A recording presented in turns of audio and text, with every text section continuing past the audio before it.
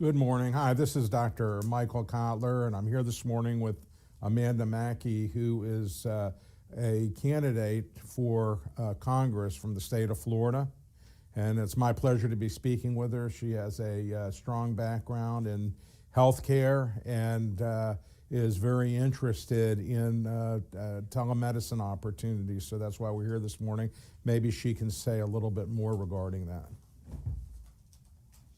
Thank you so much. Hi, everyone. My name is Amanda Makki, and I am a Republican candidate for Congress here in Pinellas County. And Pinellas County, if you don't know, is just outside of Tampa.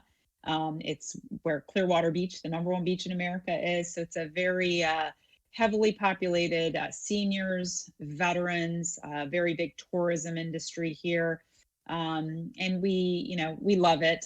It's a great place to raise a family, and that's why 1,000 people a day that move to Florida, many of them move to this part of the state. I am honored to be able to be with you all today and to speak with you a little bit about my background, because my background really is very much in healthcare. And that's going to obviously be a focal point for me when I hopefully serve in Congress starting next January. I got my start in healthcare in my teens. I always say, child labor laws don't apply to your parents. My father is an ENT, and he had me working in his office back, if you remember, kind of a pivotal time in healthcare, 1993, 94, when what we would call lovingly, Hillary healthcare began. And with Hillary healthcare, for someone like my father, who was an ENT, he couldn't understand why he couldn't see his own patients. Why can't I see patients? Because you're a specialist. Well, what does that mean? Well, a primary care. Who's a primary care? I don't understand. So we were dealing with a lot of gone. After 9/11, I got involved in politics after graduating from college, and worked on the Bush-Cheney campaign, and as a native Farsi speaker, because of what happened on 9/11, I was given a political appointment to the Pentagon. But I did go back to healthcare and studied to become a lawyer, focusing on healthcare, and worked for 10 years doing policy advising for members of Congress, and both in the Senate and the House of Representatives, during another pivotal time in the history of healthcare during Obamacare, and something that Republicans were very obviously adamantly opposed to, and they worked very hard to try and stop it. And during that time, it was about a year process. We worked on Obamacare. People forget, and so anyway, worked on that. And then I worked for a diabetes company, and my last job before I left to run for office was as a partner at K&L Gates, one of the largest law firms in the world, doing their healthcare policy, leading their healthcare policy practice. So I definitely come with a lot of background in healthcare, but of course, when you're running for office, you focus on the issues that matter to the people in your district. Right now, pandemic and healthcare costs still continue to be very high, and I hope we talk about that, because with so many small business owners and the excess mandates placed on by Obamacare, basically they're paying for the same health insurance, they're just paying more for it. And obviously that's very frustrating for small businesses. This district is about 50% of the workers work for a small business. And so, that's a little bit about my background. And a little bit about the things that are important to this district, and what I want to focus on when I get to Congress is obviously the making sure the economy is strong and resilient again, focusing on healthcare as a small business issue, and liability issues too. Interestingly, in law school, I wrote a thesis on medical malpractice reform, and I still believe it to be true, to this day, that when you're a juror, you're trying to understand everything that is being discussed with regards to a med mal case, and it's kind of like telling me about something in electrical engineering. I mean, I would have no idea, and I shouldn't be an arbiter on that. And so, what I really was vocal on and fought for in what I wrote for my law school thesis was having jurors that were comprised of people that had a healthcare background and understanding. And so anyway, would love to talk about that. But in the context of liability right now, a lot of people are concerned about post-COVID opening up their businesses and then being stuck with a lawsuit because someone believes there's an issue with them contracting COVID at their offices. So anyway, just wanted to share a little bit about my background. And I'll be on the ballot in August. We have a primary here. And then after that, I'll be hopefully on the ballot in November running against Charlie Crist, who many of you may remember was once a Republican governor of this state, now a Democrat congressman from the St. Pete area. And I'll stop there. Great. So do you have any specific concerns regarding the provision of health care? I've spent quite a few years working with in the private sector with companies, with businesses, also with the government, providing telemedicine to remote areas. Yeah, I mean, it's interesting because I actually when I worked in the Senate for 7.5 years, I worked for a senator from Alaska. And so we, had a huge focus on healthcare. And I remember, especially during Obamacare, it was like, why do I have to purchase health insurance? I mean, I am on a crab fishing boat, 6 months out of the year. I mean, I can't even get to a hospital. If one of the other guys on the boat punches me in the nose and I break my nose, I'll put a popsicle stick on it. I mean, we're not taking things back to shore because of me. So I think there's a lot of frustration with just your traditional delivery of healthcare, especially in rural and remote areas, which is not the district I'm running in. But what's fascinating about telemedicine, and really what's kind of spurred post-COVID, what has spurred us really into a more technology-focused world, I guess you could say, is that people can't get care because of the COVID restrictions. And, so how do they make up for that? How do they still get the care that they need if they can't go to a doctor's office because a doctor's office is closed? And then, of course, the fear of going to a hospital because I don't want to go there. I might contract COVID if I go there. So I think this is actually a great, for all the wrong reasons, it's a great chance to talk about something that's really important and probably needed to be spurred, needed to be accelerated, but wasn't, because there was never really a motivation or a drive for it, because we are all stuck in, what we're used to. Go to the doctor's office and the traditional way of healthcare. That's exactly what I've been dealing with for many years now. I've been making visits up to Washington and meeting with folks there, trying to explain telemedicine. There are so many moving parts here for the general public. One thing is the doctors have to get reimbursed in some way in order to keep things going. With so many cutbacks through the years, it's made it difficult, and so being able to get reimbursed for it's a problem. Working across state lines has been a problem. These are things that we've had to address. Now, what I've done is I've worked in working in the private sector. I've not had to worry about it, and what I've been able to do is a tremendous amount of R&D research. We provide care to remote areas, to oil rigs, platforms, and just like you're talking about in Alaska, where there's nothing else around. Now, being able to take that to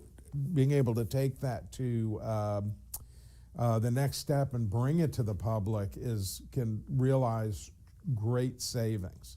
So places that are of particular interest would be the Veterans Administration. I think you would be interested in that, and we'd be able to make a big difference there, as well as nursing facilities. That's something that could be very protective. That we've seen what's happened in that particular age group, and people with comorbidities have a legitimate issue in not going out and staying protected within their environment.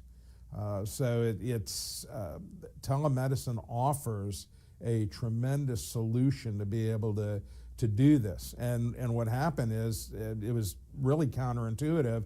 We were sending patients to the hospital. I might fly them in from offshore or even from our office, and they were turned around. We don't want them. Don't send them. That's never happened before. Right. And so we were very quickly, people were gearing up to be able to do this on, on the telephone. But it goes way beyond that. In order to have a successful program and something that taxpayers should be interested in, it's very, very important to do it right. Right, exactly. Yeah, and that was actually one of the things we were going to talk about. The long wait times in the Veterans Administration in particular. We happen to have a great healthcare facility for our veterans here. Bill Young, for those of you who follow politics, Bill Young was a congressman for 41 years, 43 years from this district. And he was chairman of the Appropriations Committee, which, as you know, controls the purse strings of the government. So he was able to do a lot for this district. And if you see the beautiful facility we have for our veterans, it's really remarkable, right on the water. It's just beautifully done. And we have, a great facility here, but that's not the case for every state, and certainly not the case for most veterans throughout the country. I worked for a congressman from Nebraska, and we were always fighting for what were called CBOCs, and just trying to get them placed in rural areas so that people didn't have to drive 2 hours to Lincoln or to Omaha to get their care. And so telemedicine would just be a fantastic replacement. It was interesting because I was talking with a doctor, just door knocking, traditional grassroots politics, just door knocking. And this doctor came, and he was the chair of the orthopedics department at the main VA hospital in Tampa, Haley. And he said, we are backlogged. I believe it was 40,000 visits. 40,000 visits. I mean, how do you recover from 40,000 visits? And as you can imagine, I mean, that just creates huge backlogs for the patients, huge backlogs for the doctors. And I just think, in the context of our conversation, how do you see that telemedicine would be just such a perfect bond to bring the patient and the doctor together without having to worry about the long waits, because you got to, process the patients and triage the patients and that sort of thing. Well, and that's a very good use. So the ability to be able to provide telehealth, there's a number of different ways to do it. It can be done in a very sophisticated way, much the way we do it in the rural or remote environment. Or it could be as simple as utilizing a telephone or a smart device. The issues are that you need doctors that understand what they're dealing with. The ability to take a good history over the phone is something that doctors are not trained to do, and they. I think we need to put an educational component into medical school or residency to start to deal with that. But by keeping the patient in place and then appointing out those visits, you can by people not having to move around and not having to be in a brick and mortar facility, you have the capability to get quite a few more visits in on any given day.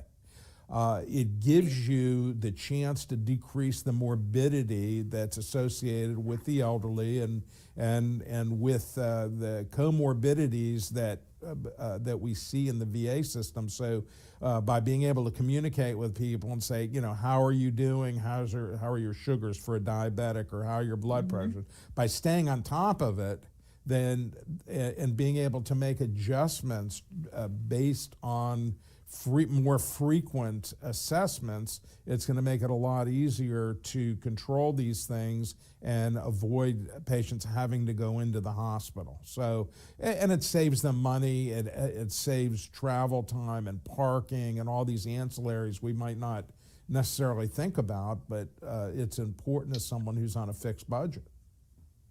Absolutely. The the other thing here, obviously in Florida, is we have a large senior population and we have a lot of retirement communities. And I think we all along we were worried about those being the big hot spots. And they didn't turn out to be, although we did have a little bit of an issue here in Seminole, one of the cities in my district, in one particular facility. But I mean, as you've been hearing in the news, Texas and Florida that kind of opened on the earlier side are now having to dial it back. They are seeing spikes. Thankfully, it's not spikes in death, more spikes in being diagnosed, which isn't necessarily a bad thing, but still, obviously, it's a situation that we have on our hands. But always thinking about the elderly population and thinking about these people are confined to an area, but the people who leave and come every day to serve them, take care of them, prepare food for them, they could be contracting it. And so, anyway, I mean, ultimately, it's just the huge potential for what could happen. And I think a lot of that could be eliminated if you look into telemedicine ways to reach those people through not, just kind of limiting their exposure. So if you have like a doctor that is seeing patients, well, if a doctor could be seeing them through telemedicine as opposed to coming to see them, I think that may be better for everyone, just to be able to keep the environment protected in the facility. Number of different opportunities. So when we talk about some of these these retirement facilities, it's really independent living, and so you can use a model that is basically used by the rest of the community, where it's just basically retail medicine. Then, of course, you have people who need partial care, like an ACLF or retirement home, and then you have nursing facilities. So depending upon how you use it, it could go from anywhere from a smart device to a much more sophisticated opportunity where you can put, for instance, construct a room within a facility where the patients are brought and the wound care can be done, because we do have a lot of different issues with venous stasis problems or decubitus and things like that. Those things can be done on site with the doctor supervising from afar. And so that would give you really good opportunity. You save we spend millions in putting people into ambulances to take them back and forth to the hospital or back and forth to the facilities to get them taken care of. Why not bring the facility to them utilizing telemedicine? I mean, it's a no-brainer. Right. It's really a very useful. We're just scratching the surface. It's a very useful tool when done appropriately. Yeah, I agree. My father is an ENT, as I mentioned, and being that he's 68, being where the part of the body where this virus lives, and so he's been limited in being able to see patients. Yeah. And so, never mind the fact that they shut down, doctors' offices where his office is. And so basically, he's been limited to telemedicine, but, he's, again, 68, he's never done telemedicine. So he's just kind of like doing it on the phone, having them send pictures, if they have an iPhone, then he can do it. So really growing this, and taking it to a new level of maturity, I think can benefit a variety of providers. Whereas I never really thought, for example, with electronic records. I mean, my father was just completely resistant to it. He's like, yeah. I'm in the twilight of my career. I don't need to be messing with this. I like to write down notes and fax them, and totally yes. Stone Age. But and he was reluctant to. But with technology, and I think if it can be facilitated in a way that makes it easy, it makes it easier on the doctor. That's the one thing that I always thought with, the electronic files, it was like more work for them because they have to figure out how to do it. If they just have to sit in front of a screen, they can press a button on their phone, they'd be inclined to do that. And I think that's really where we can see more of usership, even among the older doctors that would be reluctant in other ways. But if we make it easy and we make it through their phone, then we'll see more people validating it that way, more providers validating it.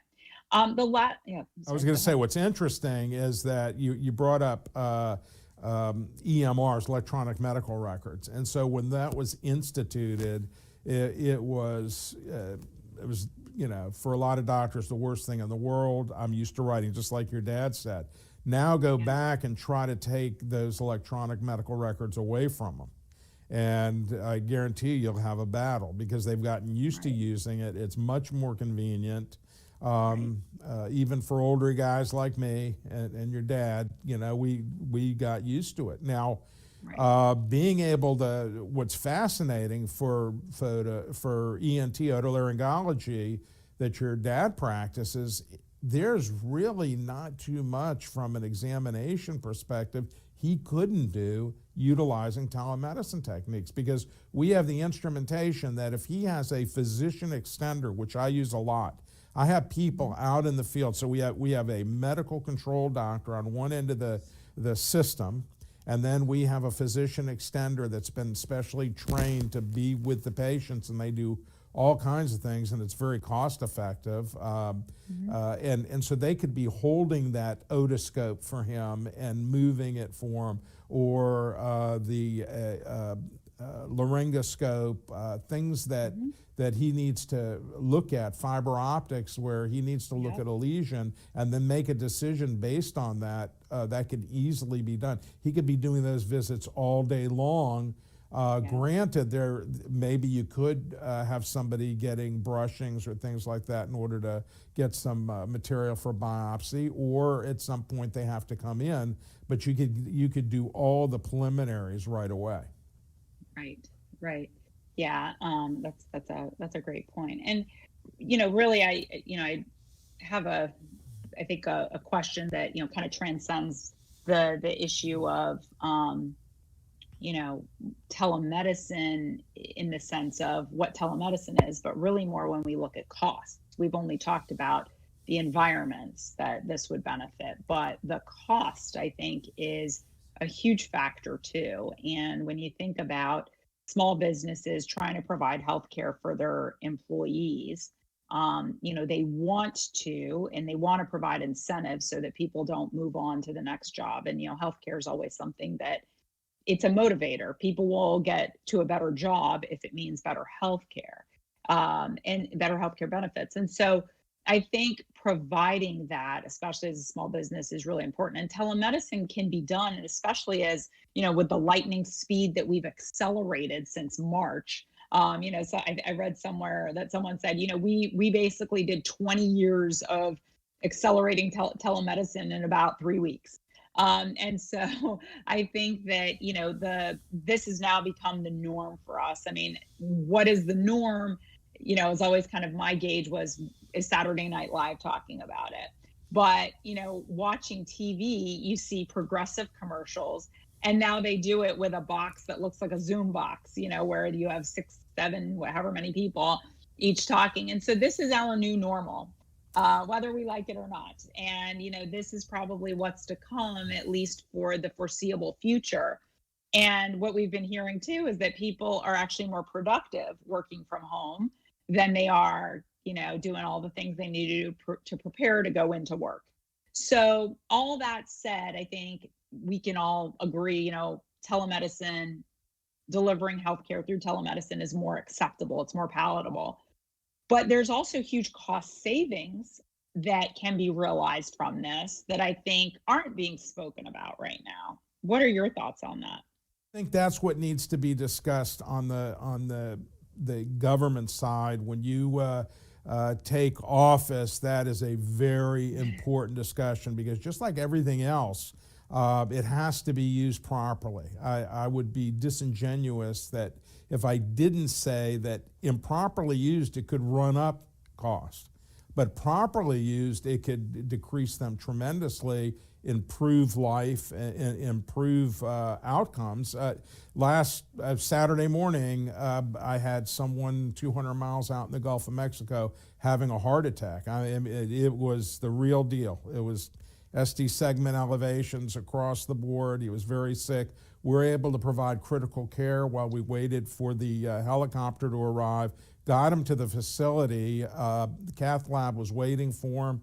Into the cath lab, and I'm really happy to say there was zero to minimal damage at this point, based on echoes and other studies. But that being said, we've got to work together to make certain that we're providing definitive care. The thing that I've worked on so hard is to work on a methodology, a system to where I'm not doing a telemedicine visit on Monday and saying, make sure you see your doctor on Tuesday.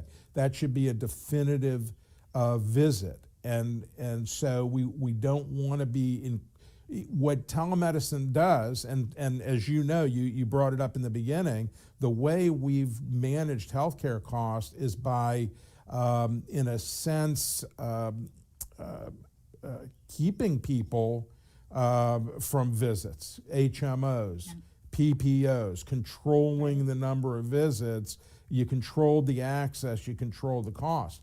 Telemedicine is going to improve access, and it's really great for the patient. So it behooves the doctors. We've got to have people that are trained and who are competent to the point where the improved access will decrease morbidity, decrease illness, keep people well, and decrease costs by not having to do, by saving people from becoming sicker and ending up in the hospital, et cetera. That's the way we need to decrease it. Just decreasing access alone doesn't do it because people, can get sicker without people knowing it. If we know about it using telehealth, we increase the access to it, then we also have to accept the fact that we've got to do this for a reason. And the reason is, quite frankly, to avoid them from becoming ill and having to go into the hospital or a doctor's office, but doing it by increasing access. Right.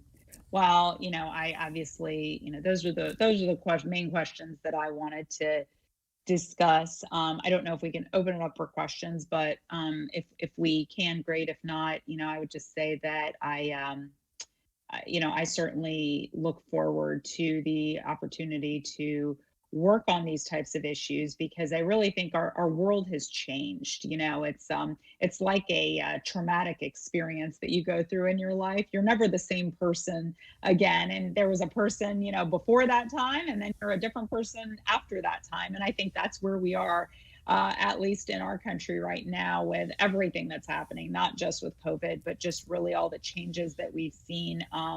Not for the good, but we're going to have a lot to contend with next Congress, as you all probably know if you follow Congress.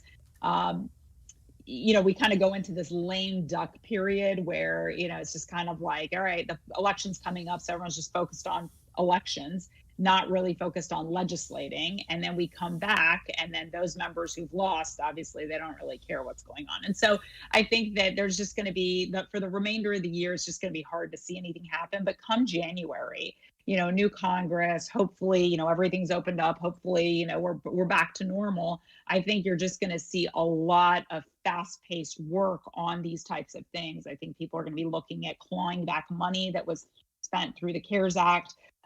Whether that went properly or improperly, people will be looking at that, running a fine-tooth comb through all the money that was spent, the trillions that was spent. I think that people are going to be looking at things like telemedicine, teleeducation, everything. And it would just be a wonderful opportunity for someone with my background to be able to be at the forefront of that. Bringing this kind of all together, immigration is another, huge issue right now. And really with 40 million people unemployed in America, it's a hard topic to even talk about because, we don't want to focus on that. We want to focus on making sure people at home, get employed. So what are the new jobs that people are going to be able to have if the service industry has declined? You see restaurants right now, for example, here in Florida, you're required to wear a mask at a bar.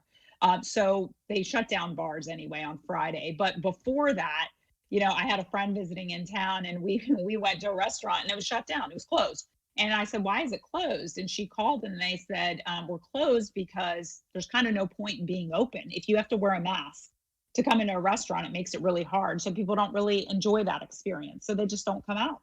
So, all the changes that we'll see, just even in our workforce, I think is important to, have someone at the helms of discussing this. But healthcare is always number one topic for elections because healthcare costs are they're a part of people's budgets every month. And if there is a way to reduce costs for people, and now that people are acclimated to telemedicine, talking about it won't sound so far-fetched. It'll be, an opportunity to talk about something that people are like, "Oh yeah, why Zoom all the time? Yeah, I can Zoom with my doctor," or, whatever it might be. So I will just put a plug. I obviously, if you've been in politics, if you've been involved, we fundraise. That's how we raise money to be able to win. And if you think that, I would make a good member of Congress, and our issues align, I would greatly appreciate your support. The end of our fundraising quarter is tomorrow, actually. It's the end of the second quarter. So anything that you can contribute online, I would greatly appreciate. My website is Amanda Makki, MAKKI.com. And it just helps me to continue. We've done a great job fundraising so far. We're almost at $1 million. And so that's my goal for tomorrow. I'm just shy of that, but it is attainable. And to have that going into a primary with running against someone like Charlie Crist, who's well known and has that name recognition, it's really a good opportunity, and it shows strength to be able to win in November. So greatly appreciate your support, and just thank you for the opportunity today. Well, I got to tell you that despite everything, the last 3 years have been the most progressive as far as telemedicine goes. The White House has really gotten behind the programs and has really been pushing it. I've met with several senators, including Cassidy, Kennedy, Steve Scalise, and everybody is very aware of what it can do. And so we're getting a lot of support. What I want to make sure is that we're not letting you guys down, the public down, so to speak, by developing a program that makes sense for the future.